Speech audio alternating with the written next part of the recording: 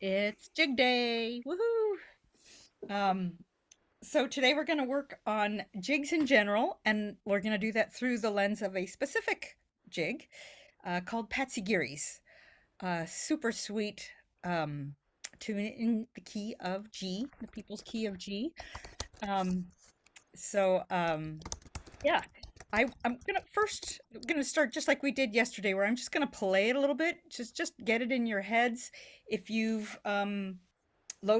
listened ahead of time, all the better. Um, and then and then we'll line by line it with some dots on the screen. I'll share my screen, and yeah, and then we'll have some fun with it. So we'll go from there. So I'm just gonna play it first a little bit. I'm hearing a clickety click. I don't know if that's Denise. Is that Denise? Yeah, sorry, that is me. I'm Oh, just answering some questions in the chat. This is not where you come for Arabic sheet music. Probably that's the main website page for Virtual Lark. okay, so jigs just in general are yumpa dee do dee 1 2 3 2 2 3 wumpa dee dee dum. So that's the vibe we're gonna have, and we'll talk technically about how to produce that humpity jig feel. But first, let's just listen to the tune. So 1 2 3 2 2 3.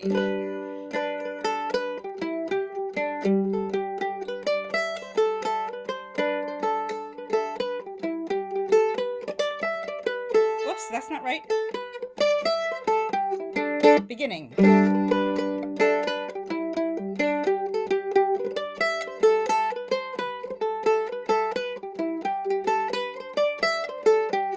part.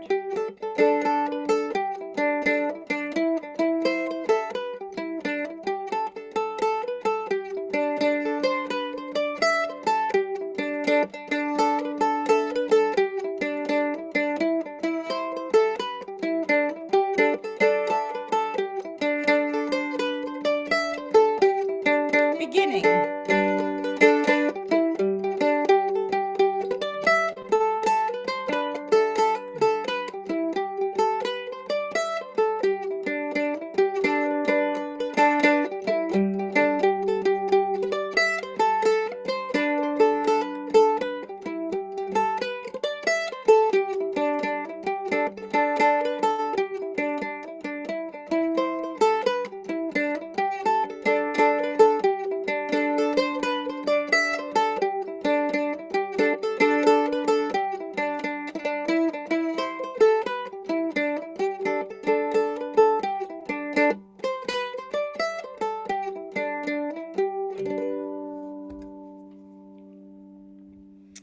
All right.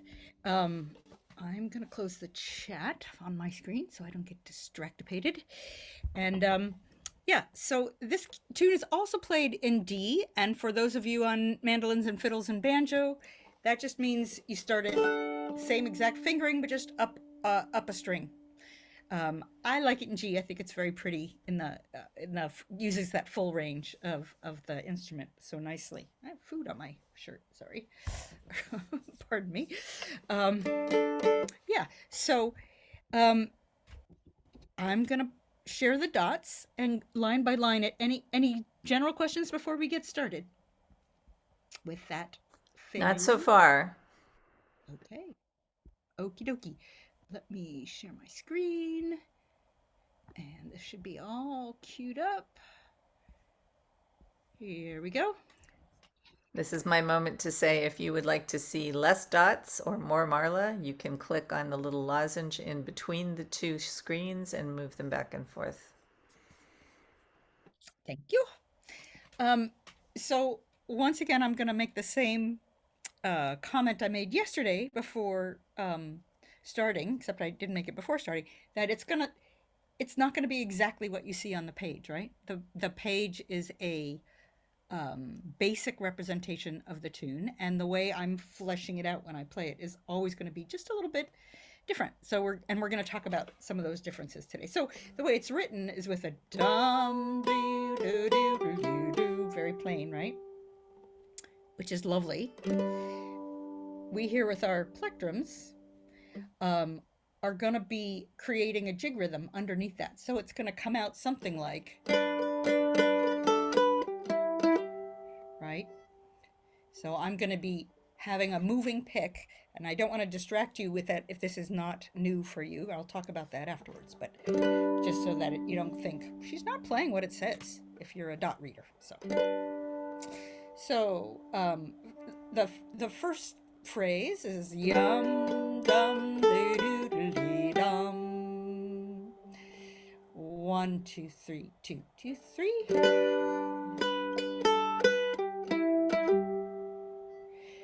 1 2 3 2 2 3.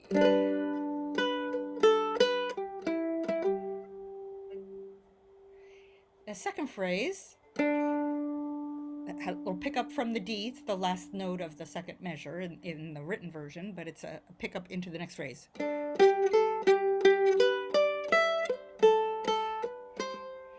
So let me.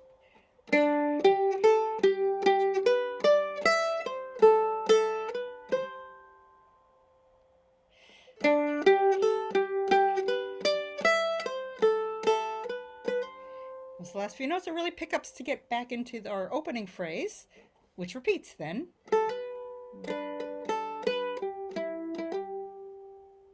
And then we'll have an ending. So let me take a step backwards and play each of those phrases. These are 2-bar sections of the first 6 bars. So first bit, 2 3. Second bit. Third bit. And we'll get to the ending in a second. So I'm suspecting the second 2 bars probably needs a little attention there, being a little more complicated. It's this.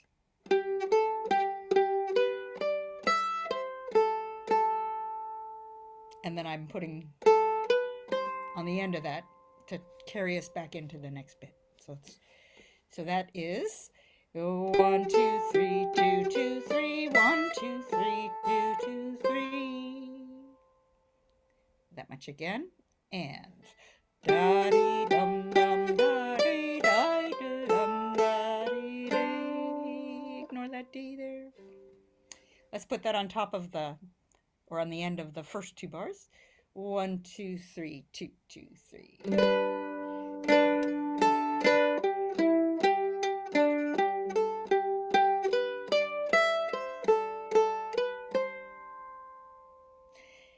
Then this repeats the theme,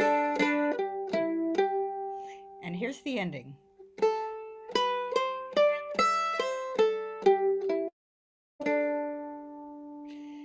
Da dee dum da dee da dee dee da dum. From that B again, and da da dee da dee da doo doo dum dum. And then there's going to be a couple of pickups to take us back around to that B. So we're going to go da dee dum da dee da dee dum da da da. Dum dum da dee dee da dum da da dee dum da da da da dee dum da dee dee da dee da dum da dee da da dum da da dee dee da dee da dee dum dum. So that's the whole first part. We're going to review it a little bit, and I noticed that the way I transcribed it, the theme phrase, I made it a little bit different the second time. So the first time it's dum dee da dee dee dee dee. Second time I went da dee da dum da dee da da dum. So you hear how that's just a little variation of the same theme.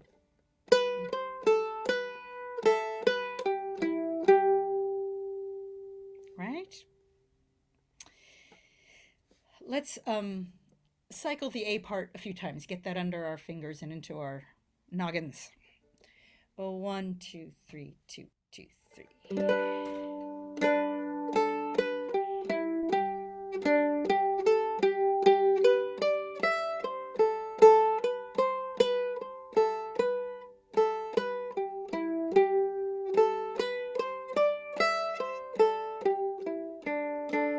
back to the further repeat.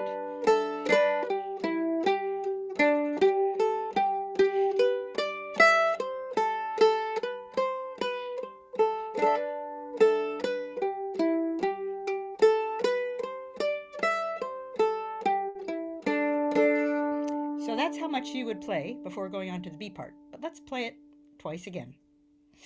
1, 2, 3, 2, 2, 3. 1, 2, 3, 2, 2, 3.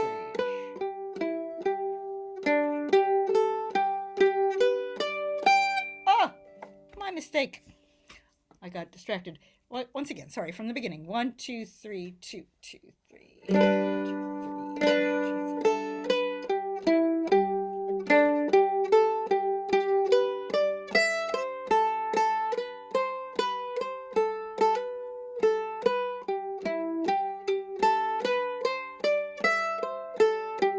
And second A part.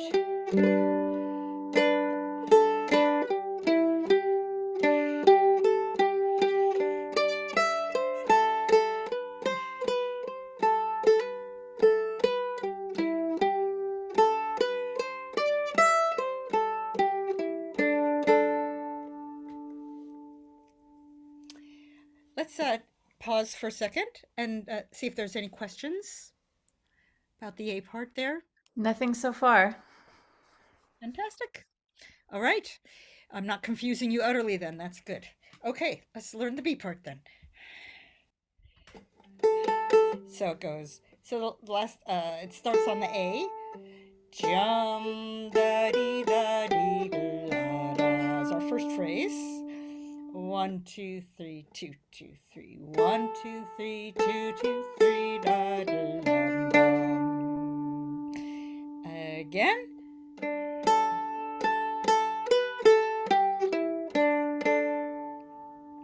One more time. 1, 2, 3, 1, 2, 3, da dee da dum. And then the second phrase.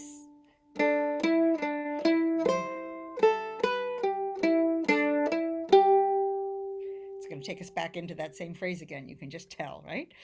So that second phrase is from the E on the D string.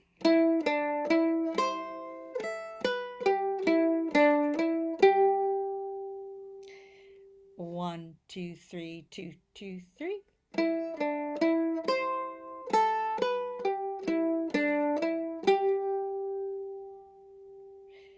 One more for that phrase, and then we'll put them together. 1, 2, 3, 2, 2, 3. Oops, sorry. 1, 2, 3, 2, 2, 3.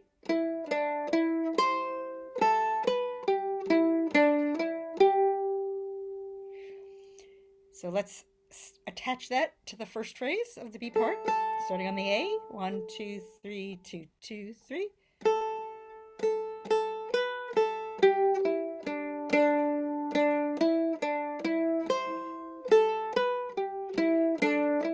And then it plays that phrase again. And then we're going to have an ending phrase, which I'll get to in a second. But let's make sure we're good for those first 6 bars there. 1, 2, 3, 2, 2, 3. 1, 2, 3, 2, 2, 3. 1, 2, 3, 2, 2, 3. 1, 2, 3, dee, da, dee, dee, dee, da.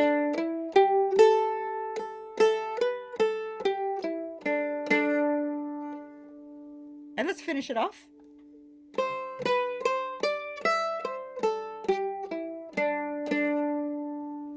I don't think that's quite the same ending as the A part.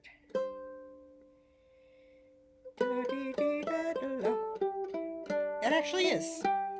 It is the same ending as the A part. It just, we use a little C as the pickup, getting into it instead of no, it's a little bit different. No, it isn't. Sorry, I'm talking to myself.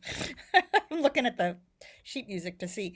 Yeah, so I think on the A part we go da da dee dee da da da dee dee da da. And on the B part da da da dee da da da dee. Yeah, so you already have this phrase. It is the same phrase. All right, let's put the whole B part together. 1, 2, 3, 2, 2, 3, 2, 3.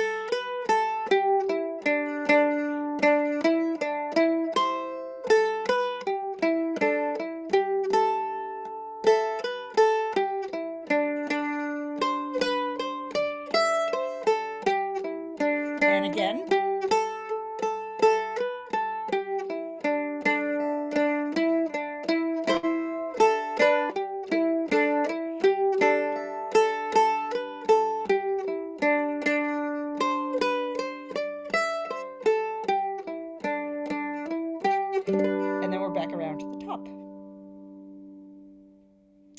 Let's put the A and B part together, unless there's any questions there, Denise.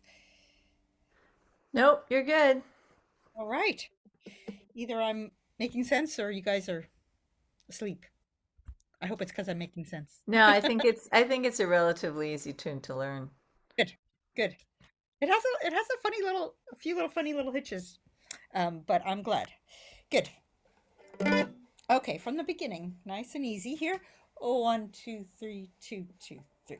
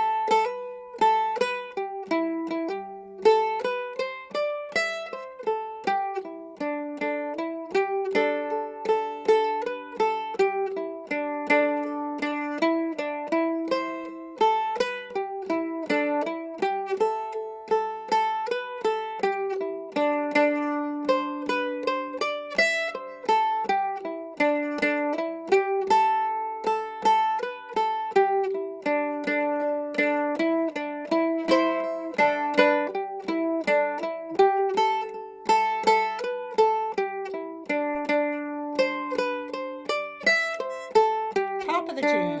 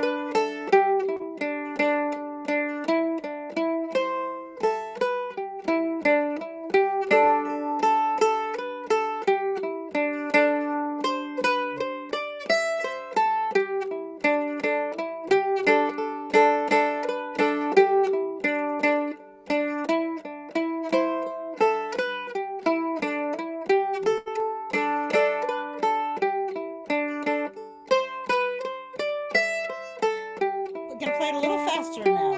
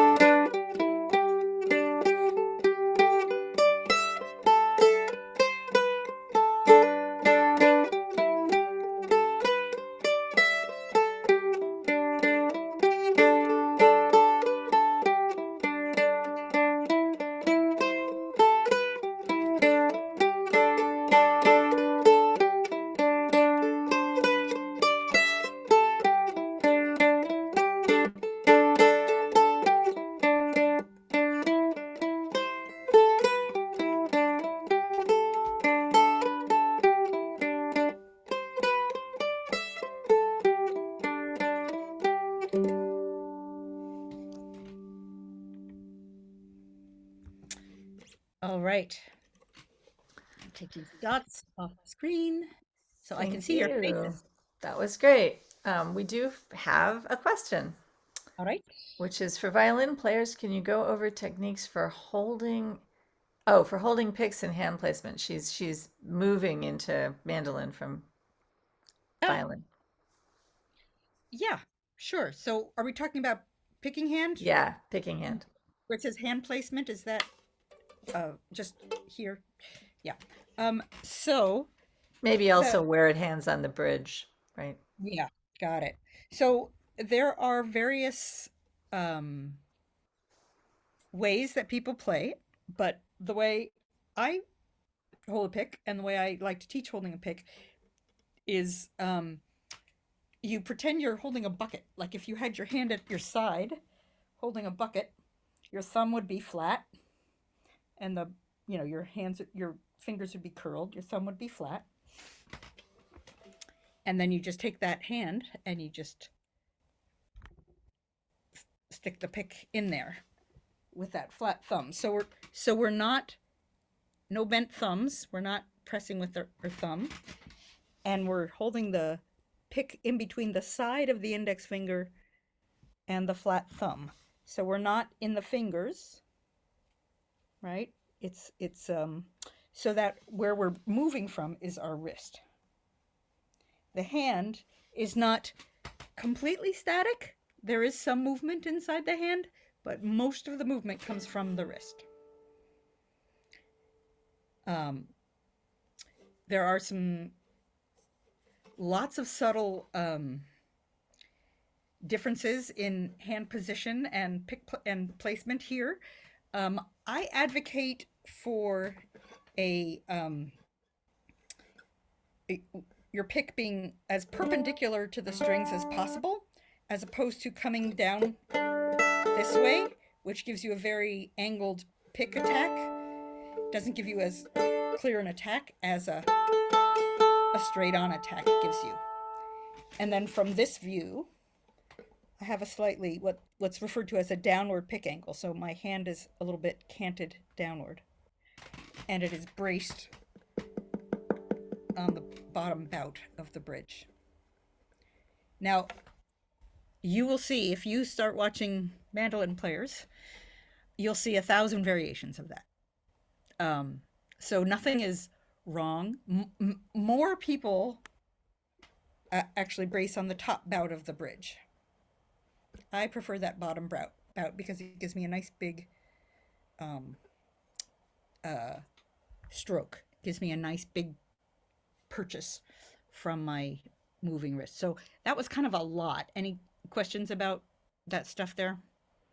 No, everybody seemed to like that. You do have a couple other questions, though. You Okay, ready let me for just say one other thing, which I Cynthia? Was that enough for you? Yes. Okay, one other thing. Oh, sorry. Go ahead, Cynthia. okay. I'm just a violin player and not used to.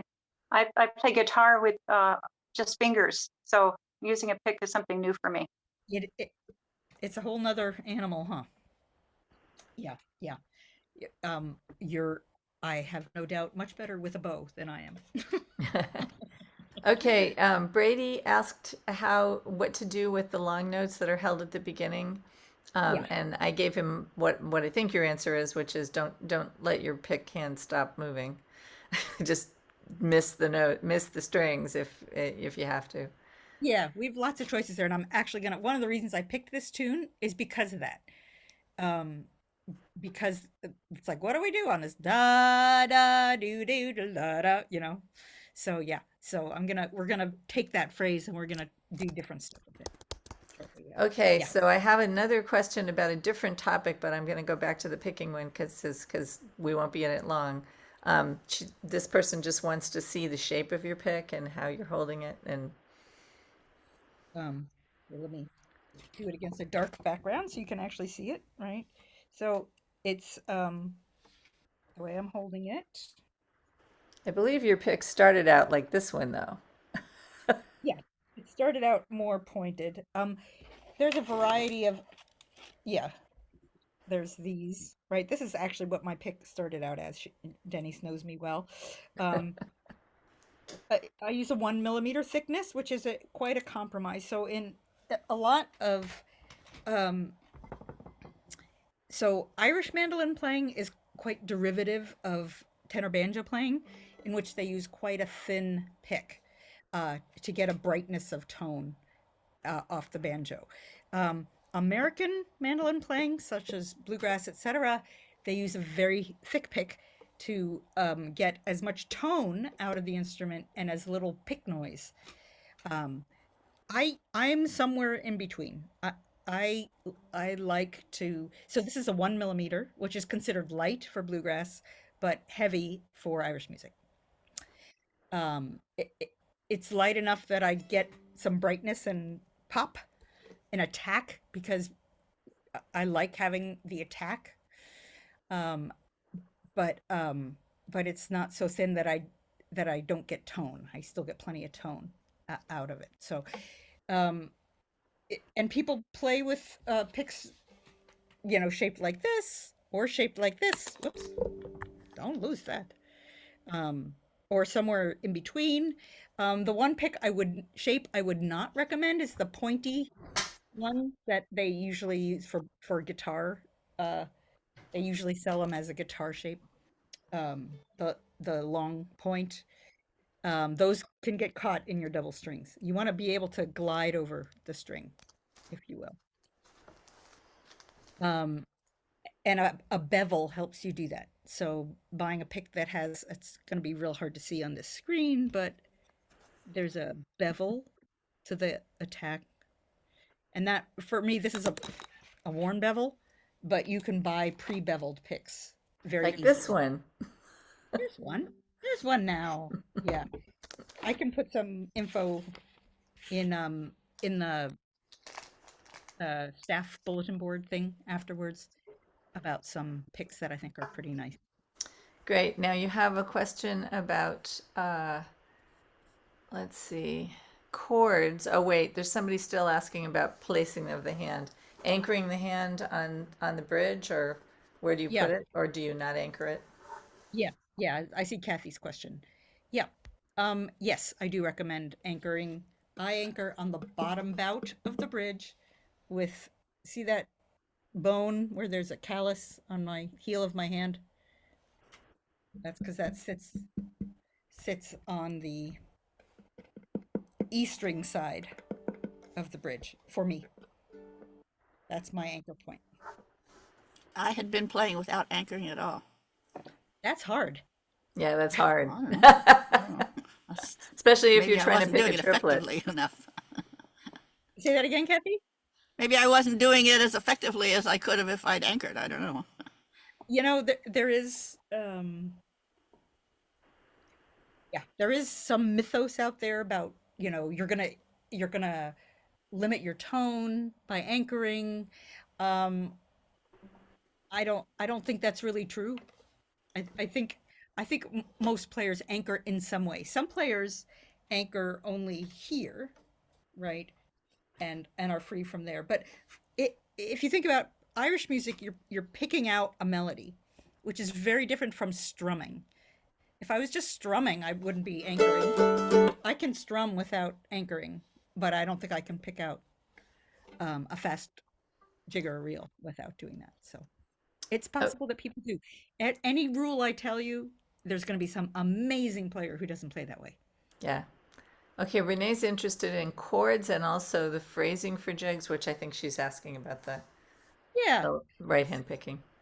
Yeah. Let me get going on some of the jiggy stuff that I want to talk about because I think it's going to answer some of the questions. I'm not going to get into chords right away. I want to talk about interpretation and phrasing. So you did talk about phrasing. So this is absolutely the core of what we want to do in how we interpret the tune. So, and getting back to Brandy's question about dum dee dee dee da da. So at a start, um, not everybody's a mandolin player here, so I don't want to make this only for mandolin playing, but um, every melody player in Irish music, their job is not just to play the melody, but to play it in while creating a pulse, right?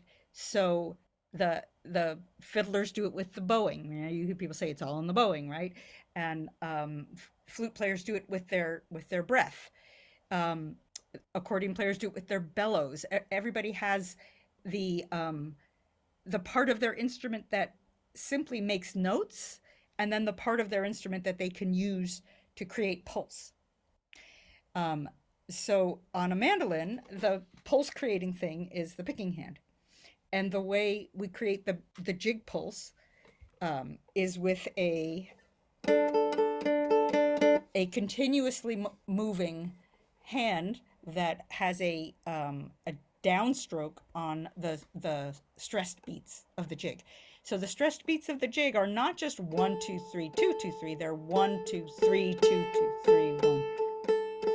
And 1, 2, 3, 2, 2, 3, 1. So we've got 2 downs, right? We've got down, up, down, down, up. So underneath the melody, we keep that motion going the whole time, whether or not we actually hit the strings. And I like to, I'm going to use a little piece of terminology that I made up because I needed one. I talk about the 1, 2, 3, 2, 2, 3, that makes the jig, that unit of 3. I'm going to refer to that as a jiglet because that's a unit that we think about a lot. So we're going to look inside the jiglets and we're going to, and that's how we're going to decide, well, how do I express this thing? So I've got a whole, this tune starts with a whole jiglet that sits on one note. Ba, do, do, do, do, do. And I've got this like, okay, I've got my pulse creating hand. What do I do with it on a long held note, right? So quite frequently, what we're going to do is, so we're going to, instead of going a full 3 beats, I'm going to keep that motion and I'm going to hit the other down. Wum, ba-dum, da-dum, ba-da-dum. So something like that at a very minimum, right? So that time I added another little note. So inside a jiglet, we can play around a little bit. Dum da dee dee dum, dum da dee dee dum ba dee da. Right? That would also work. That's great.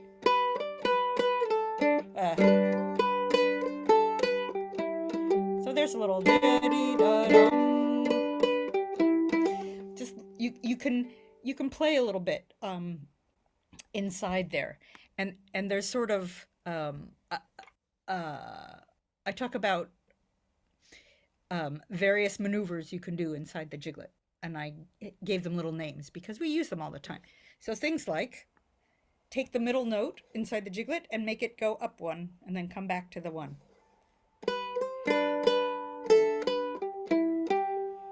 I call this an over, right? Brilliant name, right? So that's one possibility.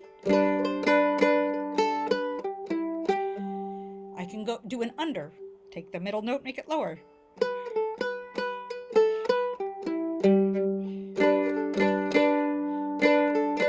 Remember that middle notes are unstressed beat.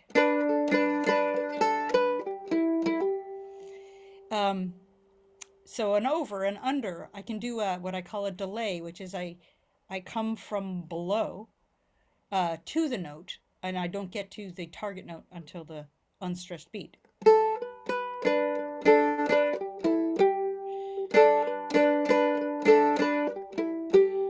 Right? It's another little device. Third.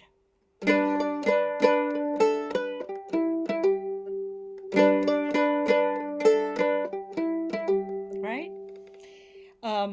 And while I'm doing these things, I'm also letting my D string be a drone. Right? So I'm getting actually that's a G and a D, right? That's when we're on that, we talked about this yesterday too, I think, might have been in my other class. When you're on that B note there, the open G and the open D gives you a beautiful G, full G triad.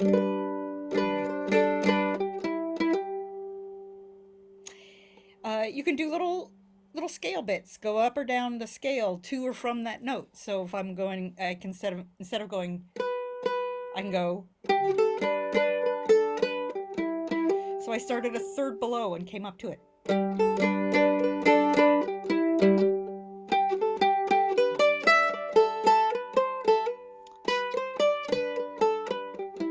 That time I went up from it.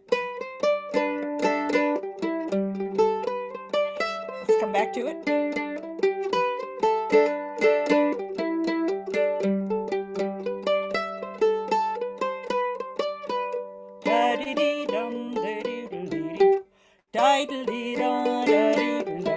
Right, I can come down to it.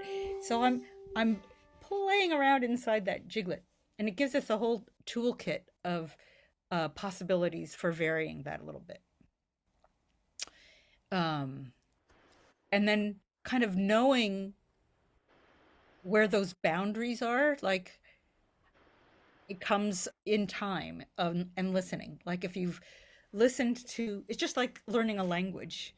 You learn what how to make the sounds of a language from hearing it, so you know what it's supposed to sound like. And if you listen to Irish music, you'll learn what sorts of variations people use. You'll be hearing them, whether or not you're even listening for it.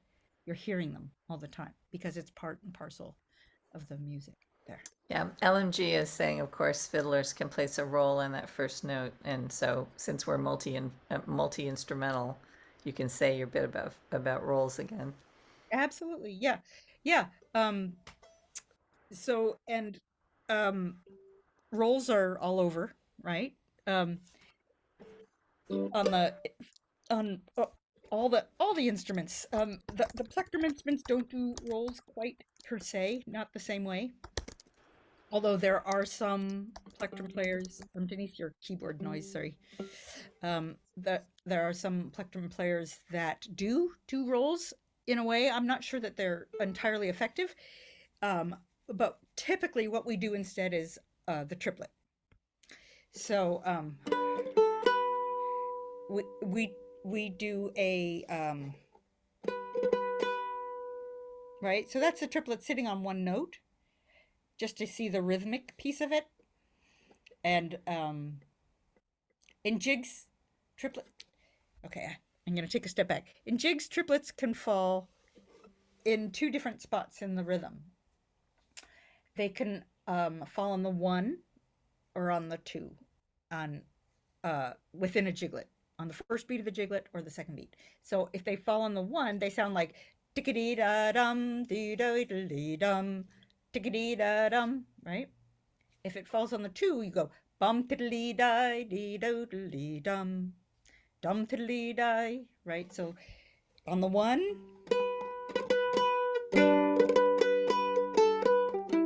on the two. Now I have the one that falls on the two, I think falls in nicely with rolls on other instruments, right? So a roll, for those of you who don't know, you state a note, you state the note, and then you roll it, which means you then play a note above, the note again, a note below, the note again. It's a 5-note series. Do wa wa, do wa da do do la da bo wa wa, right? So the doing the triplet on the second note reiterates that rhythmic pattern in that it states the note first and then ornaments it. Whereas putting a triplet on the one is much more like what's called a short roll or a bowed triplet. Much more of a what's the word I'm looking for? Noticeable thing, right? It stands out if you put a triplet on your one. But if you put them on your twos, they kind of fall in with the instruments that are doing rolls and such.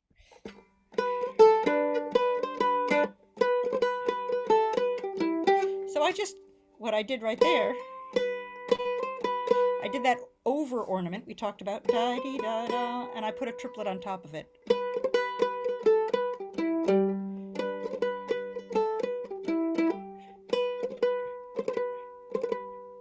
So the triplet is falling over two notes, dum ticky dum. I'm not trying to put a note on each pick stroke. I'm just playing that over, and I'm overlaying a triplet. And it gives a sound of an ornament that falls in nicely with the rolls on other instruments, if that makes sense. So you can kind of overlay triplets on top of all these things. So if we do that, say we do that variation, we can go. We can put a triplet on top of it. Could put a triplet on top of any 2/8 notes.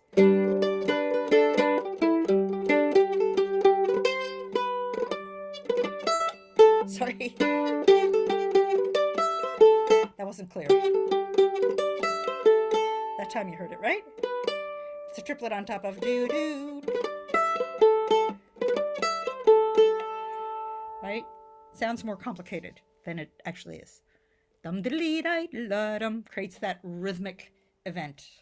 Doesn't really matter what the notes are inside of it, actually. So I just threw a whole pile at you. Do we have some questions? No, great, great, great, great.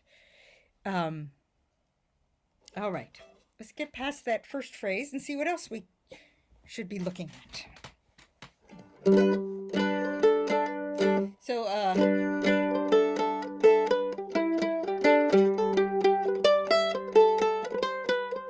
so that again was an overlaid triplet. Oh, I know what I didn't quite mention. So if you're doing your triplet on the 1, that's you're doing a downstroke anyway. That's your down beat, right? So go ahead and initiate that triplet on the 1, on the down.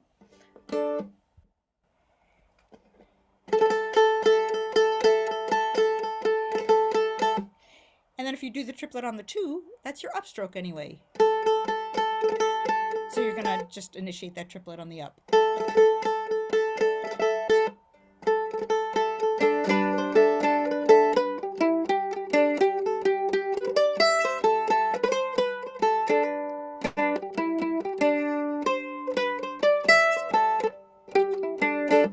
So the thing we want to be sure to do is take breaths in our playing. And I think we talked about this a little bit yesterday, right? Leave a little space. So we're not playing every 8th note and tripleting all over the place. There is kind of a style of that. There's some banjo players who are famous for like, like people like Jerry O'Connor, etc. Super fast, super exciting, super rhythmic, But on the mandolin, I prefer a more an approach that emphasizes the beautiful tone that we can produce, and is not as attention grabbing, if you will.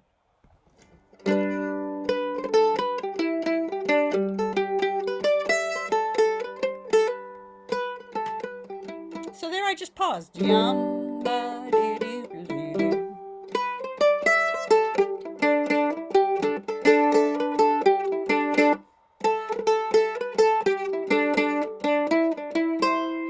I did a little stop there, right? I just stopped the D from ringing by just touching that string a little bit.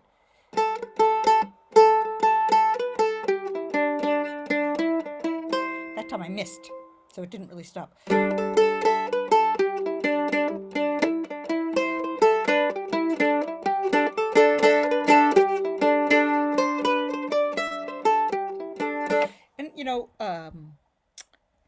And this tune is kind of going to the big beautiful D chord on the B part, right?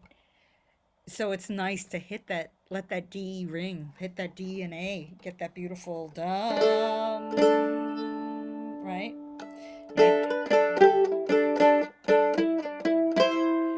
There's a C there,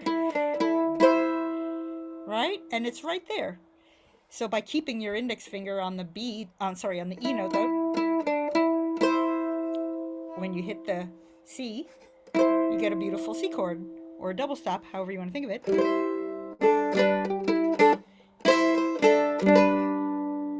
And if you, on the next string, da, da, dum, when you come to the B, you've got a beautiful G chord without any extra work, right? So here's a D chord just by the open strings. C chord, G chord.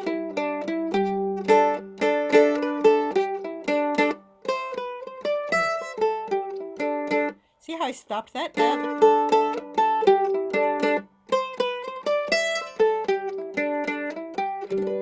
So I put a little breath there, right? I like, actually at Lark last summer, I was demonstrating that, making those little breaks, and somebody went, "Oh yeah, flute breath," and I loved that. It was just like, I think a great way to describe it. That's that's where a flute player might grab a quick breath. They're not going to be grabbing breaths at the end of every 8 bars. They're going to be using their breaths to create phrasing, within the piece. So just because we can play continually doesn't mean we should. We should put in some flute breaths as well. Yeah. Thoughts, questions? Are we good? I haven't looked in a while at the chat.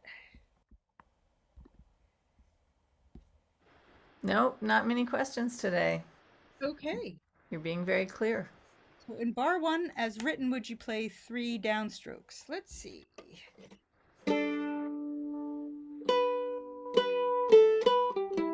Yes, I would.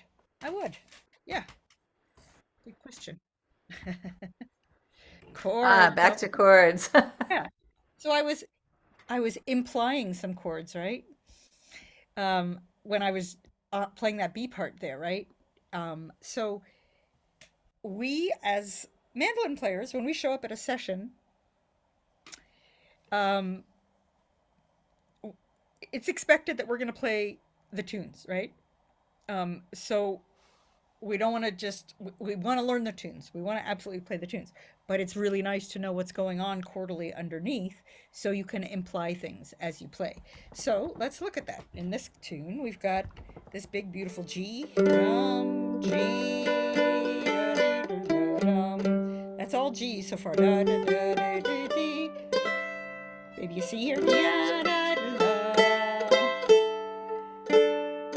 You could think of it as da dee da da da da. Could be C and D if you wanted to, or you could stay on the C. The thing about chords in Irish music is that all accompaniment in Irish music is optional, right? So there is no set chord progression that goes with any tune. It's all it's up to the accompanist, right? Now, of course, there are things that work better than others in any particular moment, but the accompanist has a lot of discretion. For example, I don't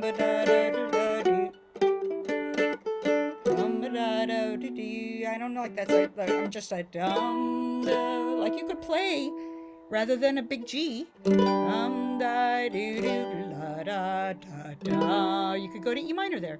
Da pa dee da pa da da da da. That's just C, right? You could stay on the G. Da da do do da do dum pa dee da da da da da. That was just G and C, but the relative minors come in quite a bit. You could go da G and E minor C. You could go back to E minor or to the G. Da C da da da da da. You could go to the D there or not. That's it. It's kind of implying it's going to the D there because of your because you're on the D, right? And then the second part, starting on that 5. 1, 5, G, dum, ba, da, di, di, dum. That's a C. Dum, da, di, I. Sorry, da, da, da, da. Back to the G, probably, or to the E minor, right? Da, di, G. Da, da, da, da, da, ba, da, do, da, da, da. Right? So it's basically, 1-4-5, but with lots of options for substitution and placement.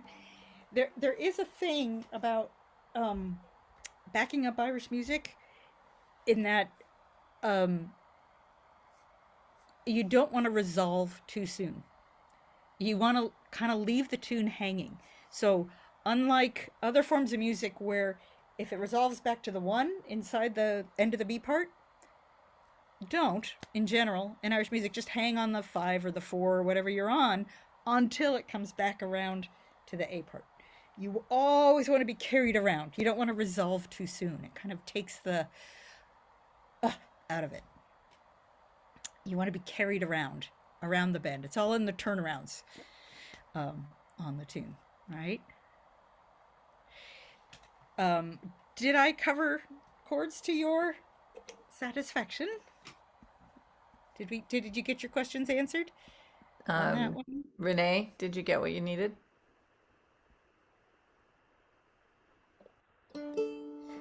Oh. Well, then let me just, I'm going to play a little bit and see what else comes up since we have a few minutes. We do have a question about tempo, whether the sweetness of the tune affects the range of tempo that you can play it in. That's a good question. Um,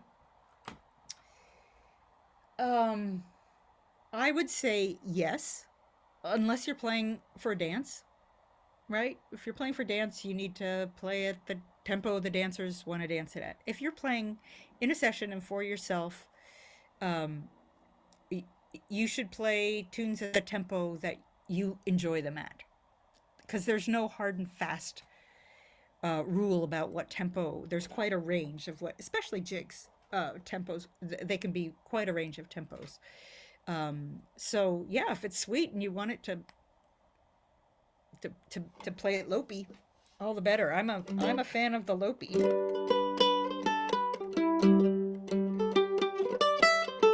Like, but you could speed it up. It changes it, right?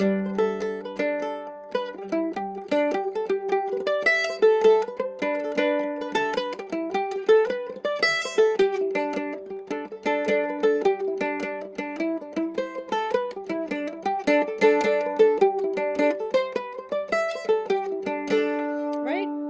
Still good. It's really how much you want to dwell on the juiciness of the tune. I'm reminded of your advice to Rory Casey that you don't have to play all the notes. Yeah. So if a tune is going faster than you feel confident in your ability to play it, you can definitely drop notes. Um, I'm not sure this tune is the best example. It's usually in reels that comes up. But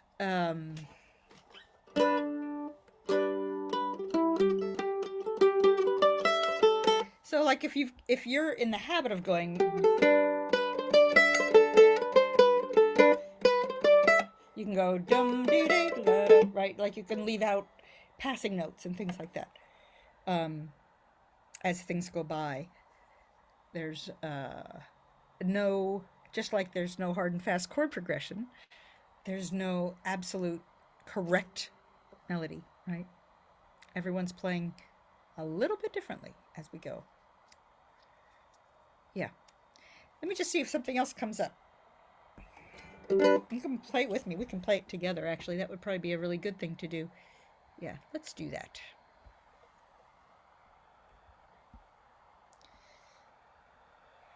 Okay. Oh, 1, 2, 3, 2, 2, 3, wap-a-dee-dum.